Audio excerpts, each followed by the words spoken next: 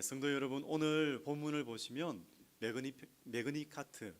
매그니피카트라고 불리는 마리아 찬가를 우리가 읽었습니다. 참 영감이 넘치는 마리아의 찬송시입니다. 마리아는 자신에게 행하신 그 큰 일을 아주 감격스럽게 찬양하고 있습니다. 48절부터 49절 상반절까지입니다. 그의 여종의 비천함을 돌보셨습니다. 보라, 이제후로는 만세에 나를 복이 있다 일컬으리로다. 능하신 이가 큰 일을 내게 행하셨으니. 마리아는 하나님이 자신의 비천함을 돌보셨다, 그리고 자신에게 큰 일을 행하셨습니다 라고 노래합니다. 여기서 노래의 주제는 하나님의 역사이죠. 자신에게 행하신 하나님의 역사. 여기서 끝나지 않고 마리아의 노래는 49절 하반줄부터 50절까지 이어집니다. 그 이름이 거룩하시며 긍휼하심이 두려워하는 자에게 대대로 이르는도다. 하나님의 거룩하심, 또 하나님의 긍휼하심, 그것이 이 마리아 노래의 주제가 되고 있는데, 하나님의 그 거룩하심이 누구에게 대대로 이른다라고 말씀하고 있냐면 두려워하는 자, 경외하는 자이죠. 경외하는 자에게 하나님의 긍휼하심이 대대에 이르리로다 노래하고 있습니다. 마리아는 두 가지를 경험했어요. 자신에게 행하시는 큰 일을 경험했습니다. 그것이 첫 번째이고, 두 번째는 하나님의 성품을 경험했습니다. 하나님의 거룩하심, 하나님의 긍휼하심을 경험했어요. 참 이것은 우리 신앙생활에서 참 중요합니다. 그런데요, 우리 신앙생활이 깊어지고 신앙이 깊어지고 성장하는 것은 하나님의 이 행하시는 일, 나에게 행하시는 하나님의 일보다 하나님이 누구이신가를 경험했을 때 이루어지죠. 그래서 우리는 하나님이 행하신 일, 그리고 하나님이 우리에게 주신 것, 이것에 집중하기보다는 하나님이 누구이신가, 우리가 하나님의 선물에 집중하는 경우가 많지 않습니까? 하지만 하나님의 선물보다 이 선물을 주신 우리 하나님께 집중하시기 바랍니다. 그 하나님을 우리가 아는 일에 우리가 더욱더 집중하기를 원합니다. 그럴 때 우리의 신앙은 성장하고 또 우리의 신앙은 자라갈 것입니다. 깊어질 것입니다. 그 하나님을 알면 알수록 우리는 하나님을 찬양하게 되고, 또 모든 상황에서, 어떤 상황에서도 우리는 하나님을 신뢰할 수 있게 되는 것이죠. 우리가 하나님을 더욱 알아가기를 원합니다. 우리의 소원이기를 원합니다. 오늘 본문 46절에서 48절까지를 우리 다시 한번 읽겠는데요. 46절에서 48절 우리 시작. 마리아가 이르되 내 영혼이 주를 찬양하며 내 마음이 하나님 내 구주를 기뻐하였음은 그의 여종의 비천함을 돌보셨습니다. 보라, 이제후로는 만세의 나를 복이 있다 일컬으리로다. 아멘. 우리 46절을 다시 한번 보여주시죠. 46절을 한번 보십시오. 46절에 보면은 내 영혼, 이렇게 있습니다. 그리고 47절 한번 보여주시죠. 내 마음, 또 내 구주. 48절 한번 보겠습니다. 나를 복이 있다. 이렇게 인칭을 찾는다면 1인칭입니다. 1인칭 대명사를 사용하고 있어요. 이것이 뭘 말할까요? 마리아의 신앙 고백을 말하고 있습니다. 개인적인 신앙 고백을 말하고 있어요. 신앙의 출발은 이렇게 나와 하나님과의 관계에서 시작된다라는 것이죠. 우리가 회심할 때, 이 회심 사건을 한번 생각해 볼 때, 이 회심 사건은 두 가지로 생각해 볼 수가 있습니다. 점진적인 회심과 급진적인 회심이죠. 우리 여러분들 중에 태중신앙들이 있어요. 모태신앙이라고도 하는데, 이 태종 신앙인들은 보통 점진적인 회심을 경험하는 경우가 많습니다. 그런데 아주 급진적인 회심을 경험하는 경우가 예수 그리스도를 아주 강하게 완강하게 반대하다가 팍 거꾸러져서 하나님께로 돌아오는 경우가 있어요. 바로 사도 바울이 그런 경우지 않습니까? 사도 바울은 예수 믿는 무리들을 잡기 위해서 그 대제사장의 공문, 영장을 발급받아 가지고 그 다메섹에 있는 그 그리스도인들을 잡으려고 가는 길이었습니다. 근데 다메섹 도상에서 강렬한, 하늘에서 비치는 강렬한 빛을 받고 완전히 힘이 풀리고 땅에 엎드러지죠. 그래서 그 하늘에서 들려오는 주님의 음성을 듣습니다. 이렇게 그런 아주 극적인 사건을 통해서 이 사도 바울은 회심을 하게 됩니다. 이처럼 급진적인 회심을 하는 경우도 있고 또 아주 점진적인 회심을 하는 경우도 있지만 모두가 신앙 고백을 가지고 있다라는 거죠. 이 신앙 고백은 너무나 중요합니다. 하나님이 나에게 어떤 분이신가, 그리고 예수 그리스도와 나는 어떤 관계에 있는가, 이것을 스스로 고백하는 것이기 때문에 너무나 중요하죠. 우리는 매주일 예배를 드리면서 우리는 함께 신앙 고백을 드리고 있어요. 그런데 하나님은 이렇게 교회로 모여서 신앙 고백을 받기를 원하기도 하지만 원하십니다. 그런데 교회 밖에서도 이 신앙 고백을 받기를 원하십니다. 그렇게 말씀하실 수도 있겠죠. 마음으로만 믿으면 되지요. 꼭 입으로 시인해야 될 필요가 있나요? 네, 아닙니다. 오늘 성경 로마서를 보면 그렇지 않다라는 것을 말씀하고 있어요. 로마서 10장 9절 10절인데요. 우리 함께 선포하겠습니다. 시작. 내가 만일 내 입으로 예수를 주로 시인하며 또 하나님께서 그를 죽은 자 가운데서 살리신 것을 내 마음에 믿으면 구원을 받으리라. 사람이 마음으로 믿어 의에 이르고 입으로 시인하여 구원에 이르느니라. 아멘. 그렇습니다. 성경대로 사람 앞에서 또 믿지 않는 사람 앞에서도 내가 입으로 예수 그리스도는 나의 주님이십니다, 나는 예수 믿는 사람입니다 라고 시인할 수 있을 때 그 믿음이 참이라는 거죠. 성경대로 하나님 그 믿음을 원하십니다. 성경대로입니다. 성도 여러분, 우리가 때로 인생에서 뭔가를 결정해야 될 때가 있어요. 그리고 뭔가를 판단해야 될 때가 있어요. 그때 만일 우리가 예수 그리스도를 나의 주님으로 모시고 있다면 우리는 여쭤보기를 원합니다. 주님이라면 어떻게 하시겠습니까? 주님 어떻게 해야 합니까? 이렇게 여쭤보는데 한 번 여쭤보고 그냥 끝나는 것이 아니라 작정 기도를 할 필요가 있습니다. 왜냐하면 나의 간절함 그리고 내 마음이 참이라는 것을 하나님 앞에 보여드리는 시간이기 때문에, 그래서 작정 기도를 통해서 기다리면서 기도할 필요가 있습니다. 그래서 우리 성도 여러분들 중에 뭔가를 지금 결정해야 될 일이 있고 뭔가를 또 판단하고 뭔가를 이렇게 계획하고 있는 일이 있다면 여러분 작정 기도를 하시기 바랍니다.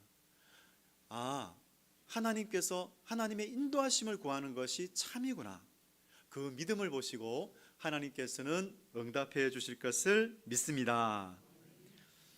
예수 그리스도는 나의 주님이십니다, 이 고백을 할 때 또 다른 한 가지 의미가 있어요. 이것은 나는 주님의 소유요 주님의 종입니다 라는 의미가 있어요.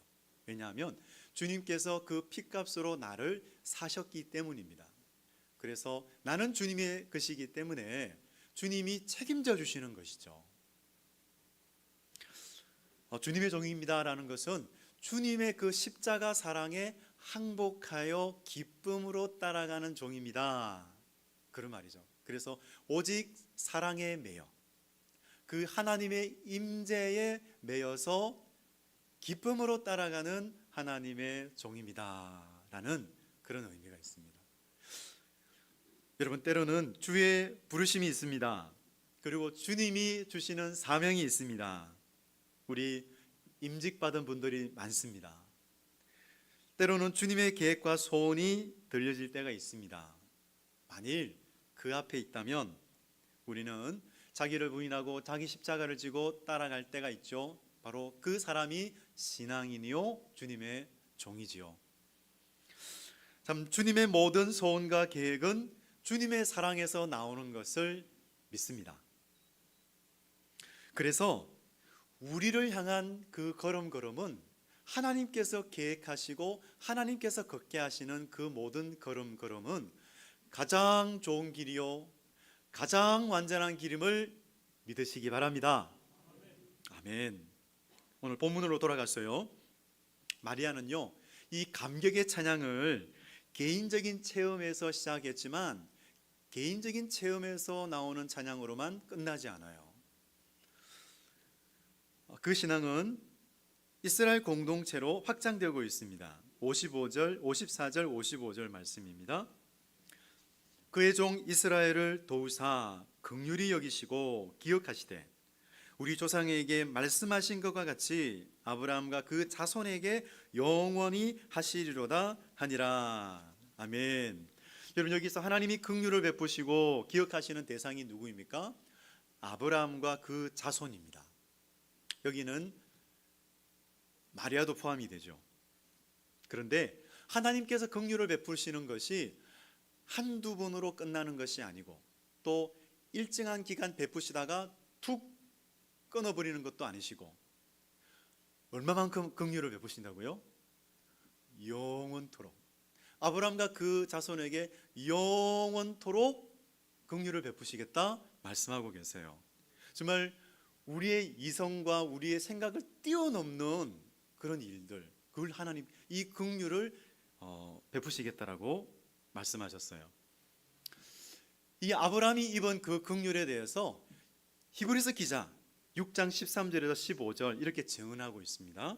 우리 13절, 14절, 15절 제가 읽겠습니다.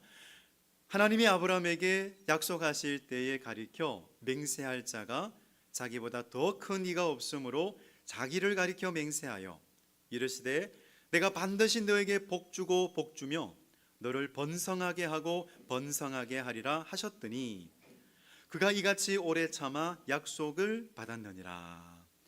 여러분, 오늘 이 6장 13절을 한번 보십시오. 13절 한번 보여주시죠. 여기서 이 문장의 주어가 누구입니까? 하나님이 아브라함에게 약속하실 때에 하나님이 주어가 되죠. 그러면 14절을 한번 보겠습니다. 자, 여기서 주어가 누구입니까? 내가 반드시 너에게 복주고 내가 하나님입니다. 하나님이 주어가 되시죠. 자, 15절을 보겠습니다. 그가 이같이 오래 참아 약속을 받았느니라. 자, 그가 이 주어가 누구죠? 하나님이 아니라 그가, 이 그가는 아브라함을 가리켜요. 아브라함이 오래 참아 약속을 받았느니라 이렇게 말하고 있어요. 아브라함 참았습니다. 그렇습니다. 아브라함도 참았어요. 참기는 참았는데 하나님의 그 약속이 이루어지기까지, 그러니까 하나님의 시간에 약속이 이루어지기까지 참지를 못해요. 어떤 일이 있었습니까? 너무나 답답한 나머지 아브라함과 사라가 하가를 통해서 이스마엘을 낳잖아요. 그처럼 참았지만은 하나님의 시간까지는 참지 못했어요. 하나님께서 긍휼을 베풀어 주셔서 아브라함과 사라에게 믿음의 말씀 주시고 참을 수 있도록, 하나님의 시간이 될 때까지 오래 참을 수 있도록 하나님께서 그렇게 긍휼을 베풀어 주셨던 것이죠. 그래서 마침내 하나님의 시간에 이삭을 선물로 받게 되었어요. 그래서 오늘 그가 이같이 오래 참아 약속을 받았느니라 라고 말씀하고 계십니다. 정말 그렇습니다. 우리 성도님들 중에도 개인적으로 이렇게 기도하면서 기다리는 그 간구의 제목들이 있죠. 하나님께 우리 기도할 때에 하나님 주시는 은혜가 있습니다. 하나님이 주시는 긍휼이 있습니다. 그 믿음의 말씀을 마음에 간직할 때 계속해서 기도할 수 있고, 그래서 마침내 그 기도의 응답을 받으시기를 주님의 이름으로 축복합니다. 아멘. 우리 다시 말씀으로 돌아갔어요. 누가복음 1장에서는 하나님의 긍휼하심을 입은 두 사람이 나오고 있어요. 두 여인이 나오고 있어요. 한 사람은 엘리사벳이에요. 또 한 사람은 마리아예요. 엘리사벳, 이 사람은 그 당시 제사장 사가랴의 부인입니다. 사가랴의 부인 이 엘리사벳이 아들을 낳게 되죠. 그런데 정말 한평생 아기를 갖기 위해서 기도했지만은 임신을 하지 못했어요. 그래서 거의 단념한 상태가 되었는데 하나님께서 그 늦은 나이에 자연 임신할 수 있도록 힘을 베풀어 주세요. 그래서 아기를 낳아서 그 아기가 세례 요한이잖아요. 그 아이는 바로 주님이 오시는 길을 예비하는 세례 요한입니다. 그런데 반면에 마리아를 한번 보십시오. 마리아는 요셉과 정혼한 사이였어요. 처녀였어요. 결혼한 적이 없는 처녀였어요. 그러니까 마리아는 전혀 아기를 달라고 기도한 적도 없어요. 그렇게 기도한 적도 생각한 적도 없는 그런 여인이었어요. 그런데 천사가 이 마리아에게 나타나서 은혜를 입은 자요, 이렇게 이야기하시면서 놀라운 일을 마리아에게 말씀하신 것이죠. 정말 마리아는 구하는 것이나 생각하는 것에 더 넘치도록 하시는 그 하나님의 긍휼을 받습니다. 마리아를 통해서 온 세상의 구주가 되시는 예수 그리스도께서 성육신 하셨어요. 여기서 우리 성도 여러분, 우리의 기도 생활을 한번 돌아보시기 바랍니다. 우리의 기도 생활, 어떤 하나님을 경험하셨습니까? 이 엘리사벳의 하나님이신가요? 엘리사벳처럼 하나님, 이 기도만큼은 정말 들어주십시오. 들어주셔야 해요. 들어주십시오 하나님. 이렇게 눈물로써 간절하게 기도원에 가서도 막 기도원까지 가면서 막 기도하시면서 하나님, 이 기도는 꼭 들어주십시오. 하나님, 긍휼을 베풀어 주십시오. 이렇게 기도하고 기다려서 마침내 하나님의 시간에 응답받은 그런 기도가 있습니다. 그죠? 저와 여러분 가운데는 그런 기도 제목이 있었습니다. 자, 그런데 그렇게 엘리사벳의 하나님이 나의 하나님이 되신 적이 있어요. 그런데 마리아의 하나님이 나의 하나님이 되신 적이 있으신가요? 전혀 한 번도 기도한 적이 없어요. 그런데 전적인 하나님의 은혜로, 전적인 하나님의 방법으로 준비해 주셔서 긍휼을 베풀어 주셔서 이루어진 그런 경우, 여러분 그런 경우가 있으십니까? 여러분, 그 하나님을 우리가 경험했다면 정말 우리의 계획과 생각을 뛰어넘어 역사하시는 하나님을 경험하신 겁니다. 그 하나님을 경험한 사도 바울이 이렇게 찬양해요. 우리 에베소서 3장 20절 21절 말씀인데요, 우리 찬양하는 마음으로 우리 같이 한번 고백하겠습니다. 시작. 우리 가운데서 역사하시는 능력대로 우리가 구하거나 생각하는 모든 것에 더 넘치도록 능히 하실 이에게 교회 안에서와 그리스도 예수 안에서 영광이 대대로 영원 무궁하기를 원하노라. 아멘. 제가 다시 한번 읽겠습니다. 우리 가운데서 역사하시는 능력대로 우리가 구하거나 생각하는 모든 것에 더 넘치도록 능히 하실 이에게 교회 안에서와 그리스도 예수 안에서 영광이 대대로 영원 무궁하기를 원하노라. 아멘. 우리 하나님 어떤 분이시라고요? 우리가 구하거나 생각하는 모든 것에 더 넘치도록 능히 하실 분, 바로 마리아의 하나님이 우리의 하나님 되어지기를 원합니다. 마리아의 하나님이 우리의 하나님이십니다.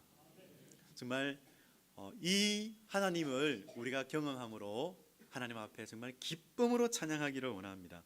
그래서 누군가가 사도 바울에게 이렇게 한번 질문했다고 한번 생각해 보시기 바랍니다. 사도 바울, 당신은 나사렛 예수라고 하면 이를 갈았지 않습니까? 그리스도인이라면 투옥시켜야 한다라고 투옥시키는 것이 마땅하다고 여겨서 다메섹까지 가지 않았습니까? 그런데 어떻게 당신이 그리스도 예수의 사도가 될 수 있단 말입니까? 만일 사도 바울이 그렇게 질문을 받았다면 아마 이렇게 대답했을 것입니다. 내가 나된 것은 하나님의 은혜입니다. 내가 구하는 것이나 생각하는 것에 더 넘치도록 능히 하시는 분 덕분입니다 라고 그렇게 고백했을 겁니다. 정말 이 하나님의 긍휼하심, 이 긍휼하심이 저와 여러분 우리 한 사람 한 사람 위에와 그리고 또 교회 안에 이 하나님의 긍휼하심이 부어지기를 간절히 원합니다. 정말 그뿐만이 아닙니다. 우리 대한민국을 생각해 보십시오. 최근에 일어난 일들을 생각해 보십시오. 그리고 지금도 마찬가지입니다. 참 이 땅에 정말 하나님의 긍휼하심을 베풀어 달라고 기도해야 될 때죠. 정말 간절하게 부르짖으면서 기도해야 될 때입니다. 예수께서 성육신 하셨을 때는 이스라엘의 미래가 어두웠을 때였어요. 그 어두웠을 때 예수 그리스도께서 태어나셨어요. 그래서 그 흑암의 땅에 빛이 되고 소망이 되어 주셨죠. 마찬가지로 대한민국의 미래가 어두워지는 이때 왕이신 예수 그리스도께서 다스리시고 역사하셔서 정말 우리가 구하거나 생각하는 모든 것에 더 넘치도록 역사하시는 그 하나님이 이 땅에 역사하셔서 정치적으로나 경제적으로나 사회적으로나 하나님께서 곳곳마다 역사해 주심으로 정말 놀라운 일들 일어나게 해달라고 그렇게 간절하게 기도하는 저와 여러분 되어지기를 주님의 이름으로 축원드립니다. 아멘. 제가 기도하겠습니다.